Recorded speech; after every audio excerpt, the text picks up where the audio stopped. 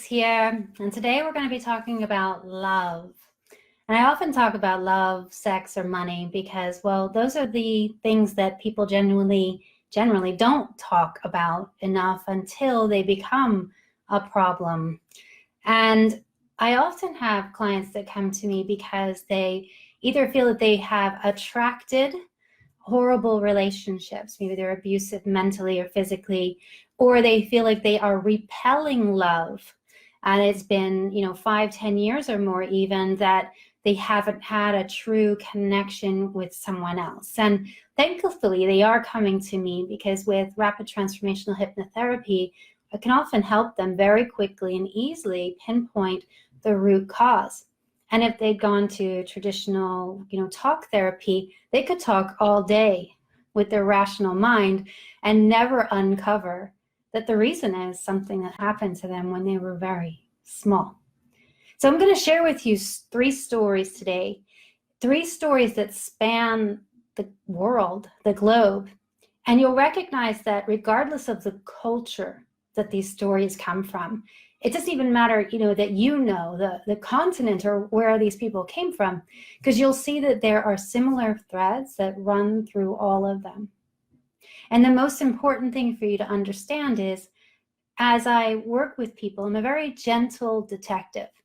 And we'll find out exactly when and where these, what I call the negative imprints, the false beliefs about themselves and their place in the world, when they came to be. And because they often do happen when they're really small, it's worth understanding that when you're small, until you're about 7 or 8, your brain waves are actually slower. Right now, I'm sitting here talking to you in beta. When you're upset about something, you're generally in high beta, right? So an adult who's angry or upset is in high beta. And children are essentially in a hypnotic state right until they're about 7 years old, in a state of alpha, in fact. And all of these stories revealed things that happened to them when they were very small. And essentially when they were just like a little duck imprinting on the people and they were all around them. So the first is a woman who I would just describe as totally noble, beautiful, amazing woman. And she was on her second marriage. The first was physically abusive, and she did leave it after years. And this second one was cold and mentally abusive, not just to her, but to her children. And she was like, oh, why do I keep attracting these bad guys? And, we go in and it's not really about attracting these bad guys. It's about tolerating things that you shouldn't tolerate. And it was pretty clear in the culture that she'd grown up, in the village where she'd grown up, women were expected to keep the household together.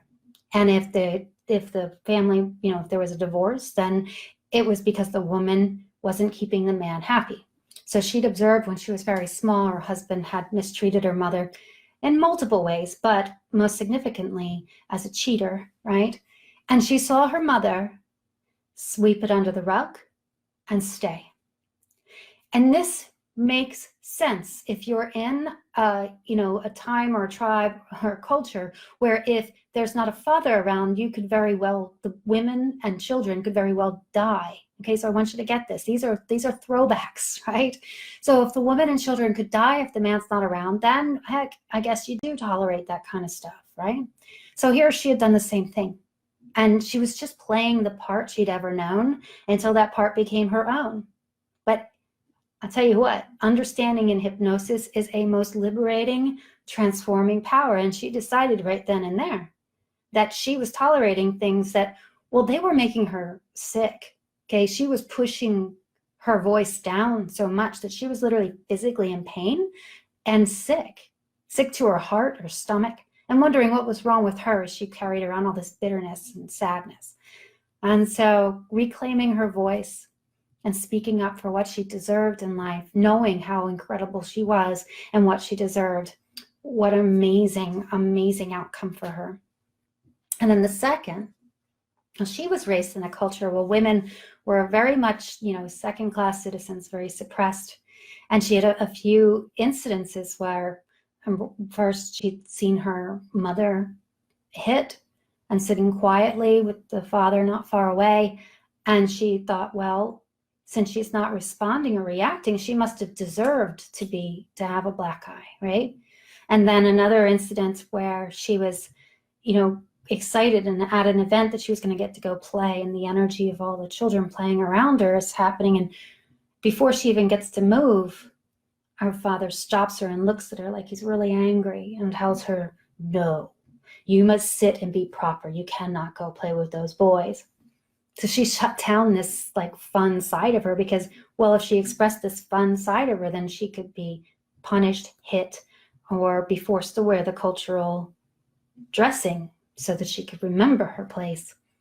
And finally, she had some she had some injuries when she was a kid, and she remembered those being the most nurturing time in her childhood. So she actually equated suffering with love. So here she had these men in her life that there was no fun and they were abusive. And it was after they abused her that was the only time that they showed any kind of vulnerability or connectedness. And she thought she deserved it. And guess what? And where she lives and her time and her place and what she's doing now, none of that makes any sense. So she broke those chains. She broke those cultural chains. They no longer bind her. She knows she's amazing and what she deserves.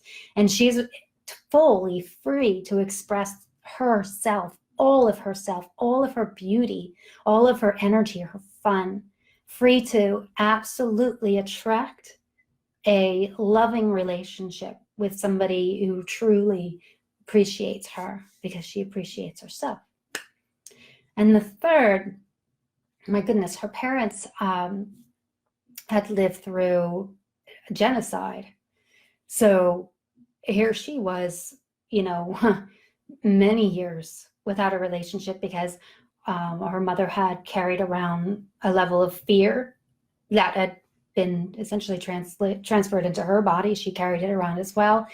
And the coldness from the culture, from the mother and the father, there was no love. From one, there was no affection. And so she didn't believe she deserved it or could have it. It was just, she played the only part she'd ever known until that part became her own. And again, no sense for this beautiful woman, this beautiful, talented, amazing woman. And all three of these women, incredibly successful in other ways, right? But for whatever reason, love was evasive. And that's really the biggest clue here, my friend. If you have, you've got success in some ways in your life, and you can say, I'm really proud of that. But this over here, this piece of me that I don't talk much about, this piece that hurts the most, this isn't working, and I don't know why. That's the biggest clue that it's something that happened when you were small, and it hypnotized you to your place, your beliefs about yourself and your place in the world, and it caused, I think of them as lies. And so in hypnosis, we get in there and you do the work, doing the work, you essentially pull those lies out. And the thing is, I often have people who really think that, it's just not available to them. Love's not available to them. They're somehow broken. And, there's nobody that is so messed up that they can't be fixed. They can't fix themselves, I should say. There's nobody that is that messed up. We all have the ability to rapidly change, okay? It's called neuroplasticity.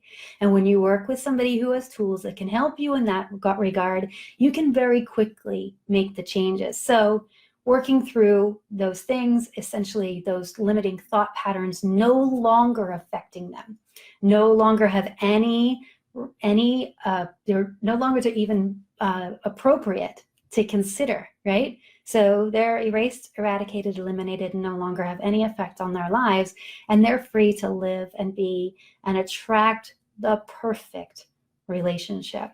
And that's exactly what I'm here to do, is to help you to be free, to break the chains of whatever it is that's holding you back, those things that you're it's really not very likely, I don't even know how else to say it, to find on your own. Whether you are an amazing meditator and you have done a ton of work, until you work with a detective that can get in there and help your subconscious to reveal all of its secrets, you'll be carrying this crap around. So if you'd love to attract the perfect relationship, I invite you to connect with me. Let's have a call, and we'll work out how you can rid yourself of those chains, break those chains, so that you can be free of those issues once and for all. I look forward to helping you to live your best life ever.